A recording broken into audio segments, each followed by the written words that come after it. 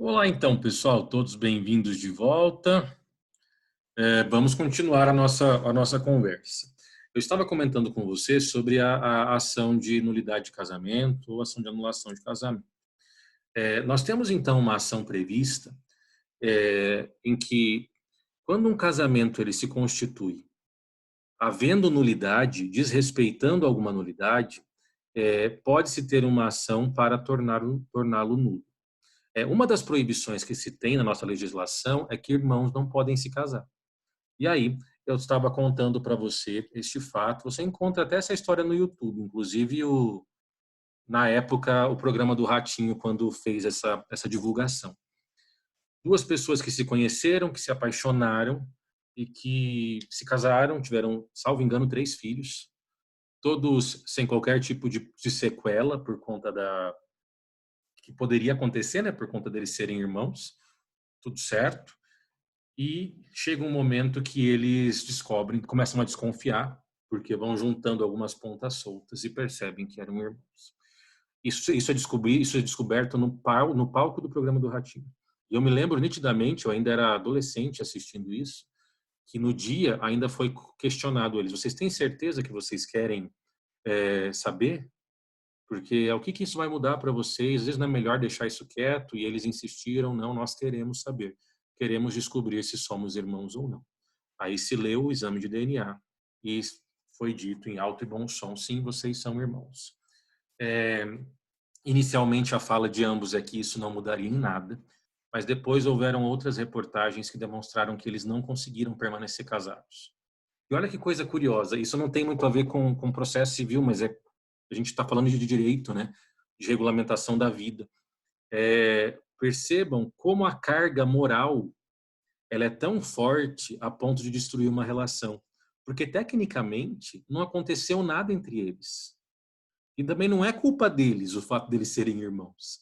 Mas foi tão pesada a carga moral que foi colocada diante deles, sabe? Que isso prejudicou essa continuidade de vida em conjunto, essa continuidade de vida comum. Eles acabaram se divorciando. Mas nesse caso, houve efetivamente um divórcio. Mas seria uma hipótese em que poderia se ter uma ação de nulidade de casamento, porque esse casamento não deveria ter acontecido pelo fato deles serem irmãos. A diferença desse nosso exemplo é que eles não sabiam disso quando contraíram o casamento. Mas onde eu quero chegar? A E, ação de professor, nulidade de casamento, oi, nesse caso, nesse exemplo, o Estado, por ser legal, né, casar com o irmão, o Estado poderia entrar com uma ação de nulidade sem eles é isso que eu quiserem? vou chegar. Sem eles. É Ah, isso que eu tá. vou chegar. Então, assim, quem pode propor essa ação de nulidade? Eles. Então, posso ter a esposa propondo a ação de nulidade, ela propõe contra o marido, ou pode ser o marido propondo contra a esposa. Temos uma situação, até li uma decisão ontem, que foi divulgada pelo IBDFAN, de uma ação de anulação de casamento por erro essencial sobre a pessoa. Eles se casaram, depois o marido descobriu que a filha que ele tinha reconhecido não era dele. E aí ele entrou com uma ação de anulação de casamento, sustentando que ele imaginou que a esposa era alguém e jamais imaginou que ela teria mentido para ele, porque daí ficou claro que ela tinha o traído durante o relacionamento. E ele reconheceu a filha e se casaram depois que ela ficou grávida, e ele acreditando o tempo todo que era filha dele, filha dele. E o STJ realmente reconheceu que houve uma, acho que não foi o STJ, foi o Tribunal de Justiça do Rio de Janeiro, reconheceu, a desembargadora reconheceu que houve erro essencial contra a pessoa e anulou o casamento. Ele voltou a ser solteiro e ela também. Então, essa ação de nulidade de casamento ou a ação de anulação de casamento, ela pode ser proposta pelos cônjuges diante de situações verificadas. Mas o Código Civil também prevê que o Ministério Público pode propor a ação de nulidade de casamento. E se o MP ingressa com a ação de nulidade de casamento, é MP autor contra os cônjuges. Obrigatoriamente contra os cônjuges. Vai ficar marido e mulher no polo passivo. Novamente, quem é parte processual? Ministério Público e os cônjuges, marido e mulher, no polo passivo. Agora, quem é parte material? Quando o Ministério Público ingressa com uma ação de nulidade de casamento, em que o Ministério Público vai ser beneficiado? O direito discutido na ação não é do MP. Então, o MP, mais uma vez nesse caso, não é parte material. Ele só é parte processual, porque será parte material os cônjuges, que são as pessoas realmente interessadas naquilo e que podem sofrer as consequências daquele processo. Ah, a gente só vai ter essa situação de parte material em exemplos que envolvam o Ministério Público? Não. Os sindicatos é um outro grande exemplo de parte material. Então, um exemplo que ontem eu acabei trabalhando com uma turma. Aqui em Arapongas é bastante forte o polo moveleiro, tem muitas indústrias moveleiras aqui. E aí nós temos o sindicato dos trabalhadores da indústria moveleira, dos empregados da indústria moveleira. Agora imagine que tem aqui uma empresa, uma ou duas indústrias, que estão desrespeitando essas regras de contenção do Covid. Então, estão exigindo que os trabalhadores trabalhem de maneira normal, que não tenha qualquer tipo de distanciamento entre eles, sem qualquer tipo de segurança. E os trabalhadores estão com medo por conta disso. O que o sindicato faz? O sindicato ele pode ingressar com uma ação contra essas empresas para proteger os direitos dos sindicalizados, dos empregados. Mas quem entrou com a ação? O sindicato, não foi os trabalhadores. Só que o sindicato entrou com ação para proteger os trabalhadores. Neste caso, é o mesmo exemplo do MP que anterior. Quem é parte processual? Sindicato e a indústria, que ele entrou contra, a empresa que ele ingressou a ação contra. Agora, quem é parte material? Os trabalhadores, os sindicalizados, que são as pessoas que serão beneficiadas com o processo, e do outro lado também a parte material, a empresa. O sindicato não compõe parte material, porque o sindicato não tem benefício, e o direito não é dele, não é o sindicato que está trabalhando na empresa. Mas ele pode representar essas pessoas. Tudo bem até aqui? Podemos dar sequência? Temos aqui uma pessoa. Professor, então a parte material o sindicato só representa, mas ele não é a parte material. Não, a parte material nesse exemplo são os trabalhadores, os sindicalizados. Ok. Você não entendeu? Entendi sim, professor. Certeza? Não quer que eu explique de novo? Está muito baixa a pergunta, eu não sei quem perguntou. Foi você, José? Eu aqui, ó. Porque as pessoas, trabalhadores na empresa que não são sindicalizados, eles não entram, né, como partes, né? Porque Então, qual que é o ponto aí, José? Até a sua pergunta ela é bastante oportuna. Eu aproveito dela para explicar novamente essa situação. Quando a gente pensa em parte material, nós temos que pensar de quem é o direito que está sendo discutido no processo. É isso que vai me fazer identificar. Falar em parte material é falar o direito que o processo... Porque todo processo discute algum direito. Então, esse direito que está sendo discutido no processo, ele é de quem? Quem é o titular desse direito? Quem é o dono?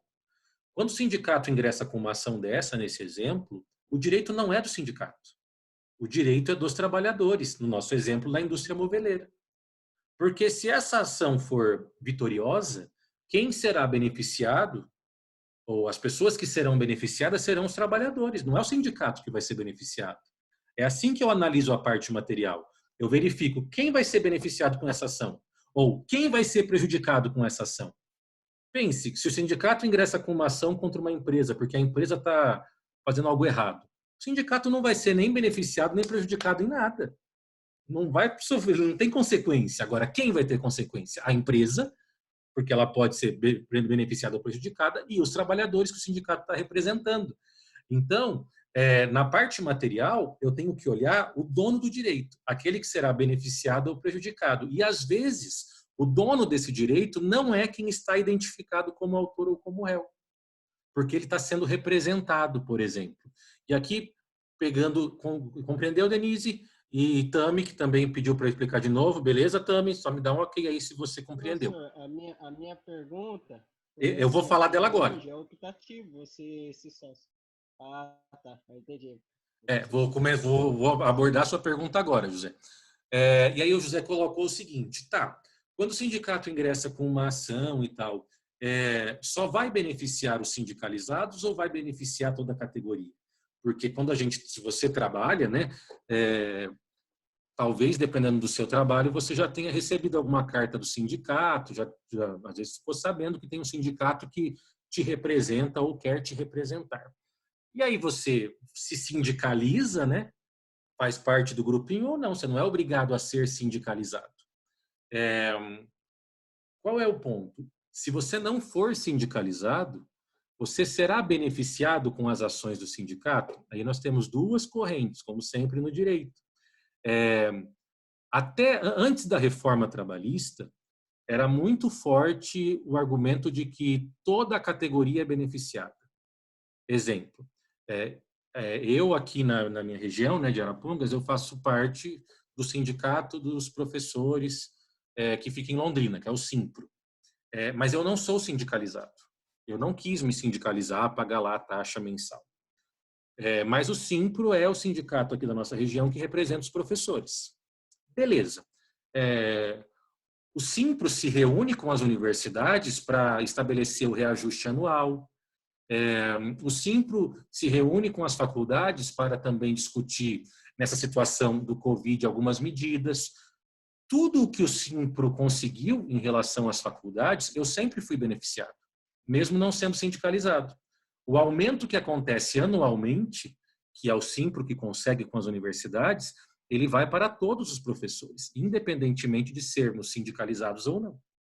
Só que depois da reforma trabalhista, cresceu muito, muito a voz de sindicatos que querem que os benefícios que eles conseguirem só se apliquem para os sindicalizados. Mas o Simpro, que é o sindicato aqui, ele já se posicionou dizendo que ele não concorda com isso, que ele vai continuar representando toda a categoria, independentemente do professor ser sindicalizado ou não. Mas por que ele faz isso? Porque é um baita de um sindicato extremamente forte. Então ele não precisa de mais adesões, ele já tem vida própria. Mas se eu pego os sindicatos menores, a reforma trabalhista acabou prejudicando a existência dos sindicatos. Eles estão querendo forçar a sindicalização, só para concluir aqui, eles estão querendo forçar a sindicalização, dando exatamente esse efeito, que daí entra na pergunta do José. Então, se o sindicato conseguir alguma coisa, quem for sindicalizado será beneficiado, quem não for, não será. E aí, qual vai ser a consequência? Isso aí vai ser uma decisão da própria instituição, do próprio empregador. Diga, Denise. Mas assim, depende o caso, né? Porque às vezes que nem tem o sindicato dos bancários.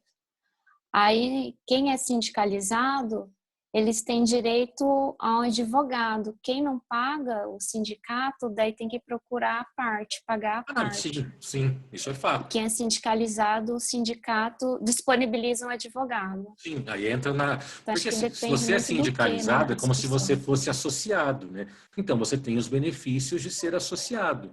E, normalmente, se tem uma assistência jurídica, sim. Mas não é porque você não é sindicalizado que você não vai ter direito. Talvez você não vai ter um nome colocado lá entre os sindicalizados na ação, mas não tem problema, porque se eu falo, por exemplo, de aumento salarial, quem decide o aumento, ou para quem vai ser dado o aumento, não é o sindicato, é o empregador. Então, se o empregador quiser dar aumento para todo mundo, tá tudo certo.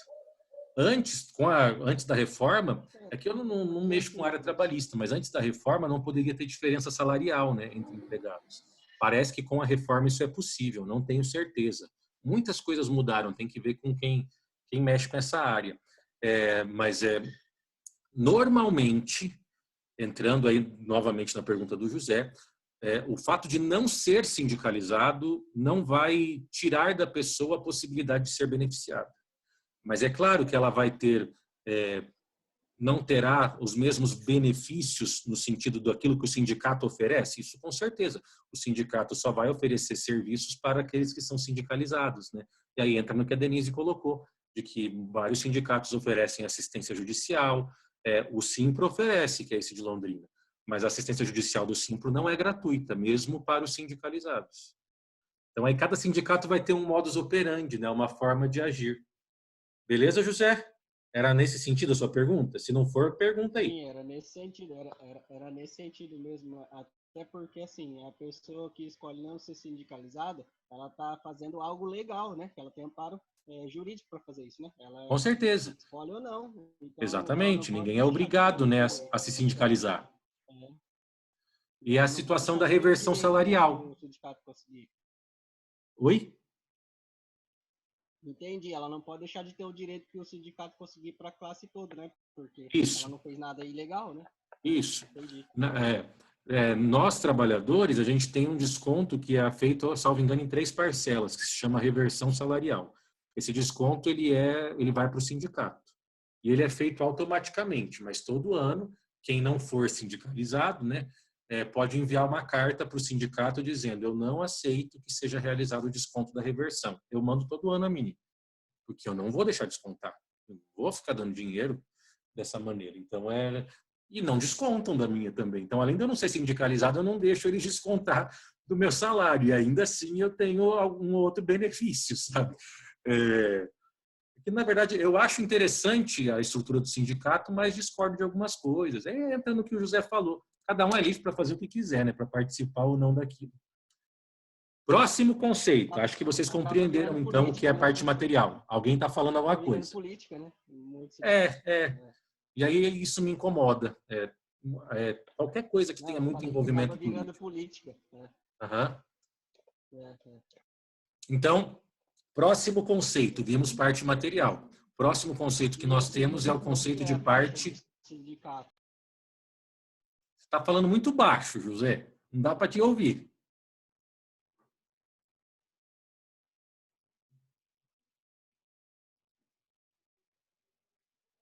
Acho que o meu fone tá ruim aqui. Acho que meu fone tá ruim. Vou trocar. Não, beleza. O de ontem tava bom, José. Acho que é o de hoje que deve estar com problema, né? Tá bem baixo mesmo. Tá bem baixo. Mas vamos lá. Próximo conceito que nós temos, parte legítima.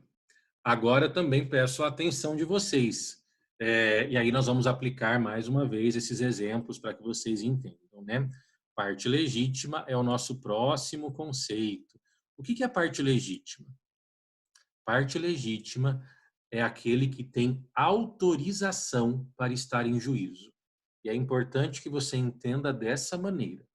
Parte legítima é o indivíduo que tem autorização para estar em juízo. Parte legítima é quem tem autorização para estar em juízo. Agora é importante, porque isso não está no material, você vai ter que anotar.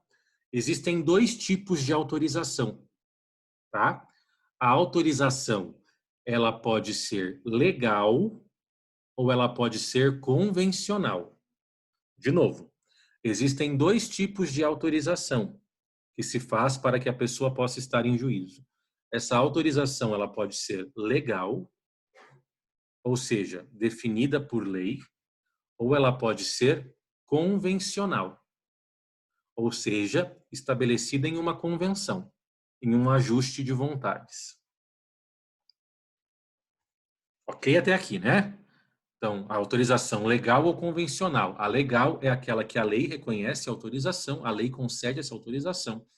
E a convencional é aquela estabelecida por uma convenção, por um ajuste de vontades. A legal é muito simples. Então, a lei diz quem pode propor a ação. Ok.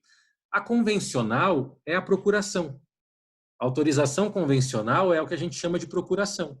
E eu não estou falando de procuração judicial, a procuração passada para o advogado. Eu estou falando de procuração que uma pessoa passa para outra para ser representado, sabe? Vamos pensar num exemplo aqui. O José vai ficar um tempo longe da cidade dele, vai passar um tempo em outro estado e tal, e aí ele passa uma procuração para mim, para que eu acabe cuidando. Vamos imaginar que ele tem ali algumas casas de aluguel, ele passa uma procuração para mim, para que eu represente ele. Receba os aluguéis, passe para ele, para que eu faça a gestão das suas coisas, dos seus imóveis, e ele faz isso por procuração. Um exemplo muito comum que a gente observa, e isso eu já vi várias vezes, vamos imaginar, você tem lá um parente que foi trabalhar fora do país, foi para os Estados Unidos, foi para o Japão. É super comum que essas pessoas deixem uma procuração com um parente aqui no Brasil. Então, às vezes, deixa uma procuração para a mãe, deixa uma procuração para o pai. Por quê? Para que essa mãe, o pai, que a gente vai chamar de procurador, represente ele que está fora do país aqui, adquirindo um bem, fazendo negócios, resolvendo dívidas, fazendo acordos, enfim. Isso é uma autorização. A autorização convencional é essa procuração outorgada, essa possibilidade que nós podemos dar para uma pessoa representar a gente. Então, isso é uma forma de dar legitimidade. Antes da gente falar, você vai entender muito tranquilamente com os exemplos, relaxe. Mas eu preciso que você entenda também que quando a gente fala de parte legítima, já falei que é aquele que tem autorização para estar em juízo. E disse que tem 2 tipos de autorização. Mas também existem 2 tipos de legitimidade. E eu vou escrever para você no chat. Tem 2 tipos de legitimidade. A chamada legitimidade ordinária e a chamada legitimidade extraordinária. Então, nós temos 2 tipos de legitimidade. Ou a parte pode ser legítima ordinariamente ou extraordinariamente. E você vai anotar o conceito disso. E você vai entender com um exemplo. Relaxa, relaxa. Ordinário. Professor, Oi. só arruma a tela porque tá aparecendo só a parte material, não dá para ver o resto. Parte legítima não dá para ver? Não dá para ver nada, tá focado assim num pedaço só da tela. Tô vendo só metade. Estranho, para mim tá parecendo normal. Deixa eu parar de compartilhar. Ó, tem gente falando também que tá normal. Verifique aí para você. Você tá pelo celular? Sim. Talvez o celular corta. Ah, É o seu tá. Tem que tamanho de diminuir. tela mesmo. Não, Denise, você que tem que diminuir ali Ah, a é? imagem. Deixa eu tentar. Tenta lá. Isso. Ah, isso mesmo, obrigada. Beleza? Então, resolvido. Obrigado aí, pessoal. O que é legitimidade ordinária? Vou escrever para você aqui também. É a tutela, e a gente já sabe que tutela é o cuidado, né, a proteção de direito alheio em nome alheio. Eu sei que talvez está confuso agora, mas não vai ficar. Legitimidade ordinária, tutela de direito alheio ou proteção de direito alheio em nome alheio. E a legitimidade extraordinária, tutela de direito alheio em nome próprio. De novo, legitimidade ou legitimação ordinária, tutela ou proteção de direito alheio em nome alheio. Legitimidade extraordinária, tutela ou proteção de direito alheio em nome próprio. Vamos para os exemplos, e aí você vai entender. Lembre-se sempre que falar em legitimidade é falar de autorização, de permissão para estar em juízo. Nós demos um exemplo do José passando uma procuração para mim. José vai ficar um tempo fora do Paraná e me passou uma procuração porque ele tem algumas casas em Paranavaí. Vamos imaginar essa hipótese. E essas casas estão alugadas e ele vai passar esse tempo fora e precisa da renda desses aluguéis, até mesmo para se manter esse tempo fora e fazer o que ele quiser fazer. Ok. Imagine que um desses locatários atrase, não pague o aluguel. E então eu tenho ali uma situação em que eu preciso cobrar esse aluguel. E a responsabilidade é minha, porque ele deixou a procuração para mim, né? E ele não paga, já está atrasado 2 meses. Então eu cansei de cobrar, quero ingressar com uma ação de despejo. Quero tirar o locatário da casa para colocar uma pessoa que eu acredito que vai pagar. Ok. Se o José me deu uma procuração, ele fez isso, e esqueça de mim enquanto advogado, tá? Ele me deu uma procuração para representar ele na vida normal, cotidiana. Então, essa procuração me autoriza a praticar qualquer ato para proteger os interesses dele. É como se eu fosse o porta-voz do José em Paranavaí. O filho que está trabalhando no Japão, que deixa uma procuração para a mãe, para que ela compre imóveis conforme o dinheiro que ele for mandando, faz com que a mãe seja a porta-voz dele. Aqui no Brasil, é isso que a procuração faz. Se eu precisar ingressar com uma ação de despejo para despejar o morador lá, o locatário que não paga aluguel, quem vai ser o autor da ação de despejo? Eu ou o José? O que vocês acham? O José. Perfeito, o José. Mas o que vai acontecer? É o José que vai assinar a procuração para o advogado? A procuração judicial? Não, sou eu. E no final, quando eu assinar, vai estar escrito lá, vai estar o meu nome e escrito por procuração. E aí eu vou apresentar no processo a procuração, que é aquilo que me autoriza a representar o José. Mas o autor da ação é o José. Então, perceba, vamos aplicar o conceito. Eu, Luiz, estou protegendo o direito do José, mas em nome do José. Percebe? Proteção de direito alheio em nome alheio. Isso é um exemplo de legitimidade ordinária. Porque eu faço proteção do direito do outro no nome do outro. Sempre que eu tenho uma procuração, é isso que acontece. A procuração sempre faz isso acontecer. Protege o direito do outro no nome do outro. Certo? E quando que eu tenho a extraordinária? A gente já falou de vários exemplos disso. Que é o caso, por exemplo, do sindicato. O sindicato, quando ele ingressa com uma ação para proteger os trabalhadores daquela categoria, o que o sindicato está fazendo? Ele está protegendo o direito dos trabalhadores, mas não em nome deles, porque ele não coloca o nome de um por um como autor da ação. Ele está protegendo o direito dos trabalhadores em nome próprio, em nome do sindicato, porque é o sindicato que propõe a ação. Que a Elisângela colocou, o MP também? Sim. Quando o Ministério Público ingressa com uma ação civil pública, né? O que ele está fazendo? Ele está protegendo o direito da população, mas não em nome da população. Ele não está apresentando o nome de todas as pessoas que moram na cidade. Ele está protegendo o direito da população em nome dele. Quando eu tenho tutela ou proteção de direito alheio, mas em nome próprio, aí nós temos legitimidade extraordinária. Saindo um pouco da esfera civil, vamos pensar em ação penal. Na ação penal, nós temos aí várias possibilidades, né? Uma ação penal, um processo penal, ele é iniciado pelo Ministério Público ou pela vítima. Então, a vítima pode propor uma ação penal para responsabilizar a pessoa que praticou o crime, e o Ministério Público pode propor uma ação penal. Quer dizer que ambos são legítimos ao mesmo tempo? Não. O próprio Código Penal vai identificar quando que aquele crime deve ser, quando que aquele processo tem que ser conduzido pelo Ministério Público e quando que ele pode ser conduzido pela vítima, pelo ofendido.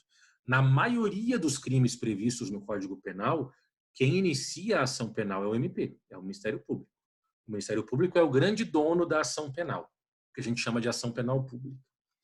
E principalmente se eu falo de crimes graves. Todos os crimes graves com penas maiores é o Ministério Público que é o responsável por propor a ação. Ele que é o autor. Sempre que eu tenho o Ministério Público propondo uma ação criminal, nós estamos falando de legitimação extraordinária. Porque quando eu tenho uma pessoa que praticou um crime cumprindo pena, eu não estou beneficiando o Ministério Público. Eu estou beneficiando a população. Uma população que se beneficia pelo fato de não ter um criminoso solto. Então, o Ministério Público, na ação penal, ele está protegendo o interesse da sociedade, mas em nome próprio. É outro exemplo de legitimidade extraordinária. Isso entra dentro do que a gente falou de parte material. Na ação penal pública, o MP é parte processual, porque ele é autor da ação, mas ele não é parte material, porque quem é beneficiado com a punição de um criminoso é a sociedade, não é a instituição Ministério Público. Para a instituição Ministério Público, ok, mas é a sociedade que é beneficiada com a retirada de um infrator do convívio social. Então, nós temos que entender essa circunstância, que quando a gente fala de parte legítima, nós estamos nos referindo a quem tem autorização para estar em juízo. Essa autorização é dada pela lei, como é o caso do Ministério Público, como é o caso do sindicato, ou ela é dada por uma convenção, que é o caso das procurações. Aqui uma dica importante, que você não vai encontrar com tanta facilidade nos livros. A legitimidade extraordinária A legitimidade extraordinária, que é proteção de direito alheio em nome próprio, ela é sempre em virtude de lei. E aqui é um dos poucos absolutos que você vai ouvir no direito. A legitimação ou legitimidade extraordinária é sempre fixada em lei. Não existe legitimação extraordinária por uma procuração. Só é decorrente de lei a extraordinária. Tá? Então, aqui é um ponto também muito importante. Então, vamos fazer a aplicação dentro desses conceitos, né, que nós conseguimos trabalhar até o momento. Vamos pensar em algumas ações que nós temos, né? Tipo de lei seria essa? Vou trabalhar com vocês. Vamos pensar em uma... Oi? Que tipo de lei seria essa para legitimar a procuração? Como é que é essa lei? Que tipo de lei seria? Qualquer lei, por exemplo, a ação civil pública, ela é identificada por uma lei, que é chamada Lei da Ação Civil Pública. E dentro da Lei da Ação Civil Pública, o Ministério Público é identificado como autorizado à procuração. Então, a própria lei vai prever essa possibilidade. E aí, qualquer lei. Então, eu tenho dentro da CLT a possibilidade dos sindicatos representar os trabalhadores. Então, qualquer legislação eu posso ter esse tipo de autorização. Entendeu? Beleza. Tá melhor Professor, tá melhor Oi. ou não? tá baixo Melhorou um ainda. pouquinho, mas está baixo, mas melhorou um pouquinho. Oi, Então, Denise. sempre quando for legal, ela vai ser extraordinária e quando for convencional, ela vai ser ordinária? Você tem que pensar o contrário. Ah, A é? extraordinária sempre vai ser legal. Por que você não pode fazer o caminho do Ah, legal para o tá. extraordinária? Porque a procuração também é prevista em lei. A procuração é prevista no Código Civil, que a gente chama de contrato de mandato. Então, eu também tenho previsão de procuração na legislação, no Código Civil. O que a gente tem que entender é o seguinte, é que a legitimação extraordinária vai ser sempre legal. Sempre legal. Nunca vai ser um acordo de vontades, vai ser sempre legal. E a ordinária convencional. Ok? Obrigada, professor. Na autorização, né, professor? Oi? Na autorização, né, no caso. Na Isso, autorização na legal. autorização, não na previsão, na autorização, exatamente. Tá. Vamos pensar no exemplo da ação civil pública, que é um exemplo bastante tranquilo da gente entender. Quem é parte processual da ação civil pública? Tem o Ministério Público, que é o autor, e no nosso exemplo antigo, o prefeito. Quem é parte material na ação civil pública? A população e o prefeito, porque são as pessoas interessadas que vão ser beneficiadas ou prejudicadas. Quem é parte legítima na ação civil pública? Vai ser o Ministério Público, que é a pessoa autorizada pela lei a propor a ação, e o prefeito. Ok? Então, nós temos aqui parte processual, Ministério Público e prefeito, parte material, população, prefeito, parte legítima, Ministério Público e prefeito. Lembrando sempre que parte legítima é aquele que está autorizado pela legislação ou pela procuração a estar em juízo. Nós temos sempre que pensar na autorização. Pensando em um outro exemplo, para a gente sempre ir aplicando esses conceitos, né? A gente não pode ignorar o fato de que, às vezes, o polo ativo ou passivo ele é composto de maneira errada. Professor, Oi. só um minutinho ali na legitimidade extraordinária. Então, o sindicato não precisa pegar uma procuração dos sindicalistas. Ele já tem automaticamente como Ministério Público esse, digamos, esse poderio. Sim. Não é isso? Isso. Porque lá em cima, na ordinária, eu necessariamente necessito de uma procuração assinada, né? Exatamente. Ok, Exatamente. beleza, obrigada. De nada. Vou te dar um exemplo, isso de fato aconteceu em um processo e a gente caminha já para o final por meio desse exemplo. Já temos 4 minutos só de aula antes de cair.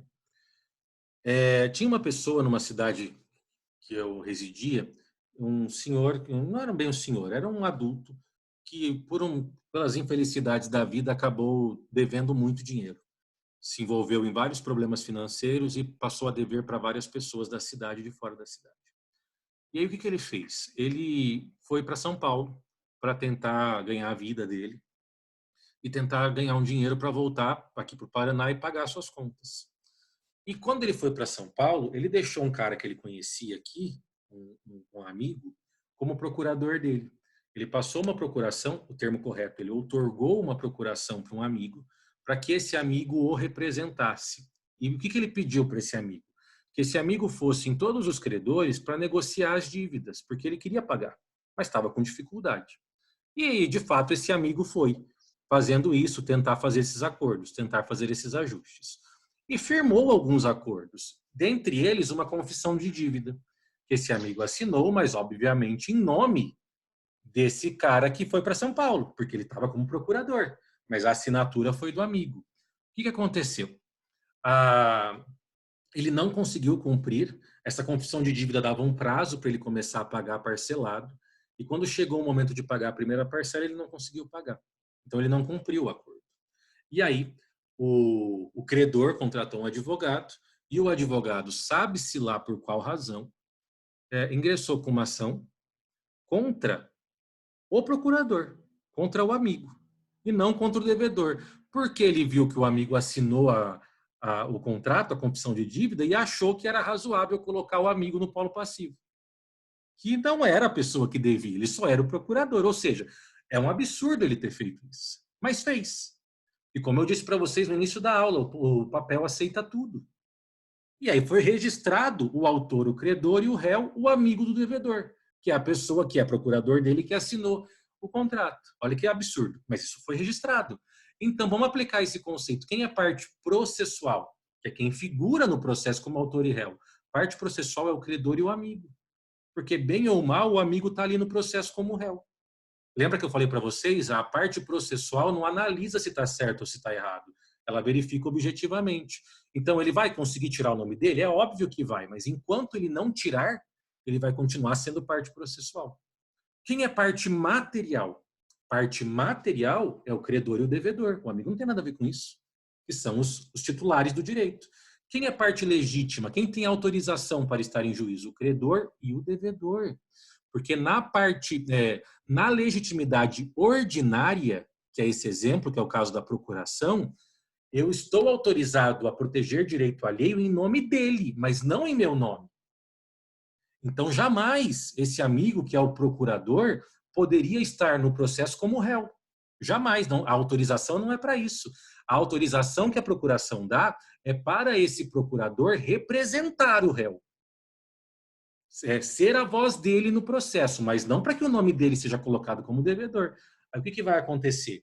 Ele vai se manifestar no processo, esse amigo, como de fato aconteceu, e o juiz vai reconhecer que ele é ilegítimo. O que é parte ilegítima? É aquele que não tem autorização para estar em juízo, seja como autor, seja como réu. E aí houve a substituição do polo passivo, né? Nós tivemos daí a inclusão do devedor no polo passivo, que foi representado por esse amigo. Mas o que é absurdo é achar que pode se colocar o nome do amigo no polo passivo. Ok? Já temos menos de 1 minuto, não vamos conseguir completar, não tem problema nenhum. A ideia é que vocês entendam. Espero que vocês tenham entendido, que tenham gostado. Qualquer dúvida me